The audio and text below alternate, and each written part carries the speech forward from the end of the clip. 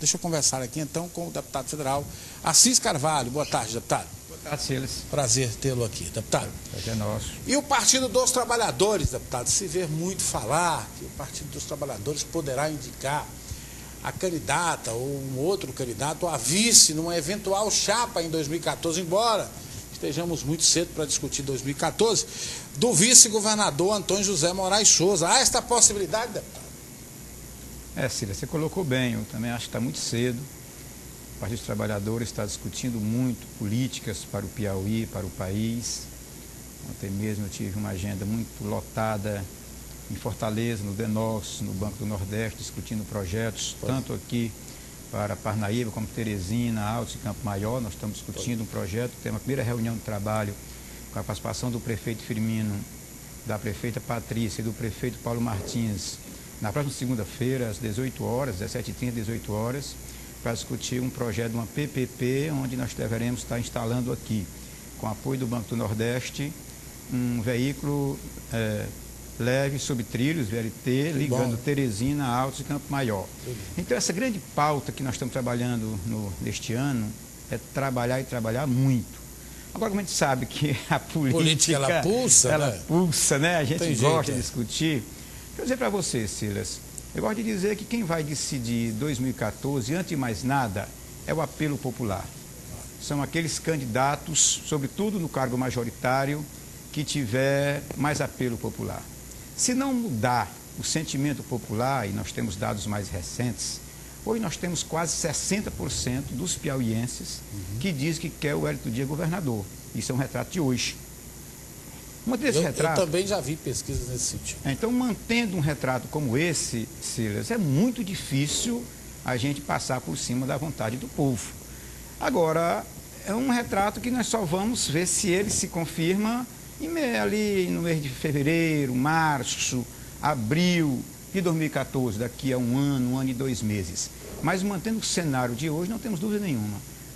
O PT deverá ter candidatura própria, porque se credenciou para isso, fez um bom trabalho no governo estadual, no governo federal, e amanhã nós teremos aqui a querida Dilma, que está também muito aplaudida pelo Brasil inteiro.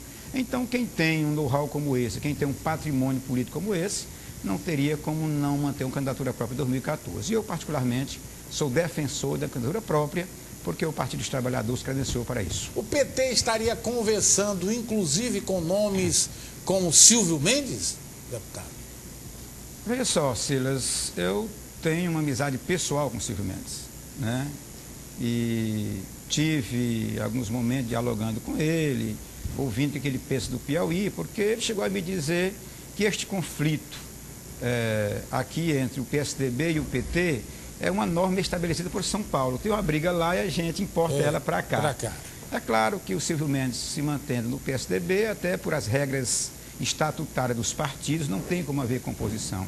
Então, pessoalmente, eu convidei que ele deixasse o PSDB e entrasse no outro partido. Mas você sabe que ele tem uma história do PSDB, tem toda uma relação, não é? E na política tudo é possível. A turma fala nesse PEN, né? O PEN, que é o Partido Ecológico Nacional da Marina Silva, que poderia ser um partido para o doutor Silvio se filiar. Só lhe colocar, na verdade não é nem o da Marina Silva. Não, o né? partido da Marina Silva que está nascendo é o PV do B. Então desculpa. O PEN é presidido por um grande amigo meu, que é o Adilson Barroso. Então foi você que trouxe esse PEN aí para o Silvio Mendes, né? Não, na verdade ele foi você que trouxe. Meu amigo, e ele inclusive dialogou comigo para que eu ajudasse a organizar o PEN. Eu convidei o Silvio, se ele topasse assumir. Ele conversou algumas vezes com o Edilson, mas terminou ele recuando e me disse até que está desmotivado para a política, né? Então, isso aí, a gente tem tempo ainda, tem até o mês de setembro. Se o Silvio achar conveniente a compor conosco, quem não gostaria de ter uma liderança como o Silvio, né? Mesmo no outro partido, mais aliado. Mas não há nenhum compromisso nesse sentido, muito embora eu tenha dialogado em vários momentos sobre isso com ele. Eu vou te contar, uma chapa de Hélito Dias e Silvio Mendes não é imbatível, porque não há ninguém imbatível, mas é uma chapa muito difícil de se vencer. Eu acho que são dois nomes que têm muito crédito no seio da sociedade. Até porque, você analisando de fora, você vê o Hélito Dias muito querido no interior do Piauí. É verdade. Porque queira ou não queira, ele deixou uma obra, uma marca muito forte, foi interligar as cidades, as BRs, isso é um sonho, isso aí, onde a gente anda, a gente vê o reconhecimento, e você vê o Silvio aí ovacionado na capital, né? Então seria realmente uma chapa muito forte. Né? Não, e também aquele do interior também. Eu acho que é bem verdade que o Silvio é mais forte na capital, mas tem um apelo muito forte no interior, e o Wellington muito forte no interior, que também tem um apelo muito bom na capital. Então eu concordo com você, se chegasse a uma matemática dessa, mas não é fácil, né? Porque tem outras forças que se organizam em torno de um projeto como esse. Mas o certo é que o Wellington é um nome muito forte, mantendo esse cenário, e nós vamos ver se ele se manterá, ele deverá ser o nosso candidato de 2014. É porque costura-se nos corredores do Palácio de Karnak, a princípio, que o governador Wilson não aceitaria nenhuma outra indicação com o PT de fora. Mas o governador seria o Zé Filho do PMDB, e aí o PT, então, indicaria o candidato a vice, né, com a senatória do próprio Wilson Martins, com o PSDB ali também participando da chapa, mas numa chapa mais proporcional, mas participando da aliança. Eu acho que uma barca dessa fica muito cheia, muito né? cheia, né? É verdade. Eu acho, sim, que esse cenário vai se desenhando aos poucos. É justo que o vice-governador Zé Filho pleiteie uma candidatura, claro. Ele possivelmente se tornará governador no próximo ano, e é da democracia, é um direito natural. Claro. E vamos trabalhar. Eu, particularmente, não tenho nada contra a candidatura do Zé Filho, desde que seja também respeitar a candidatura de Wellington Dias.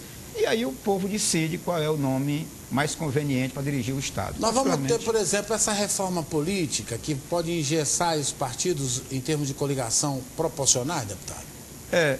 Silas, dentre os pontos que estará entrando em pauta nesse primeiro semestre, nós temos aí mais ou menos uns 3 a 4 pontos.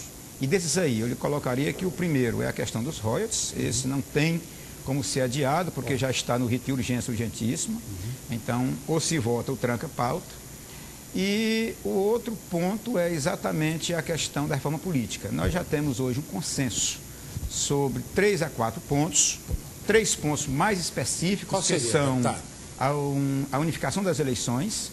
Possivelmente, em 2018, tem 3 propostas sobre isso, mas a proposta mais forte é que a gente unifique as eleições de 2018 com uma eleição de 2 anos em 2016 para prefeito.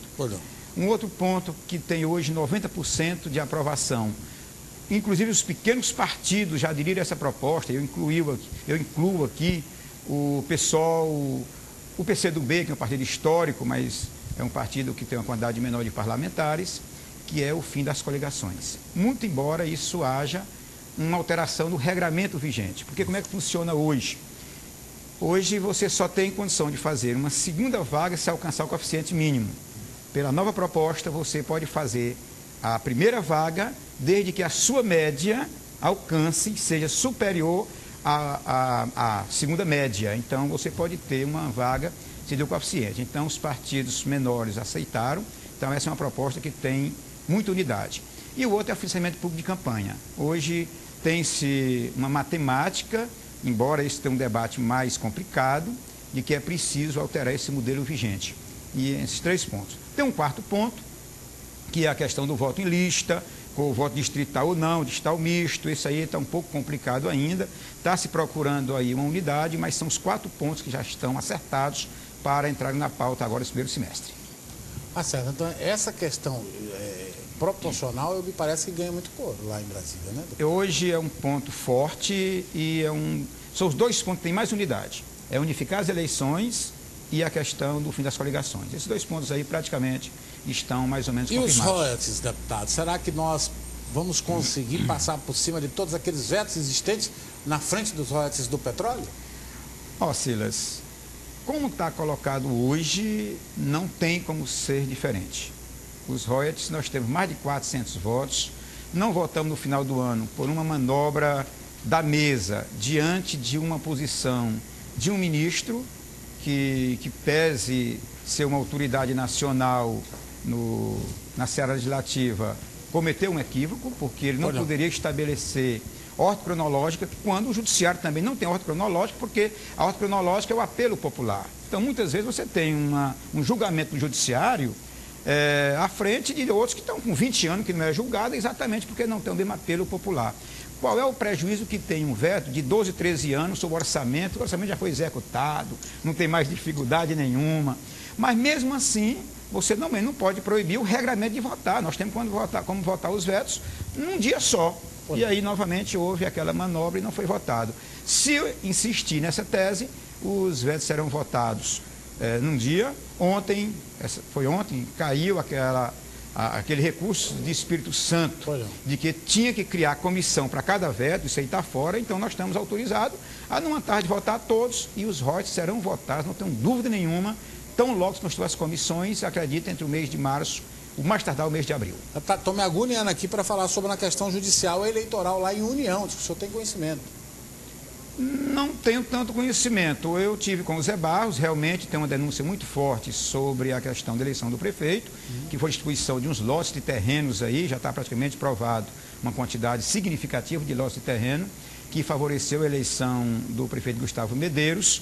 Esse processo é muito forte, eu acho que o Gustavo terminará sendo cassado, mas eu não tenho muito detalhes sobre esse processo. Mas é uma questão muito grave e eu acredito que a cassação do Gustavo Medeiros é uma coisa quase certa. Tá bom, deputado. Muito obrigado. Estamos sempre às ordens, rapaz. Obrigado, deputado.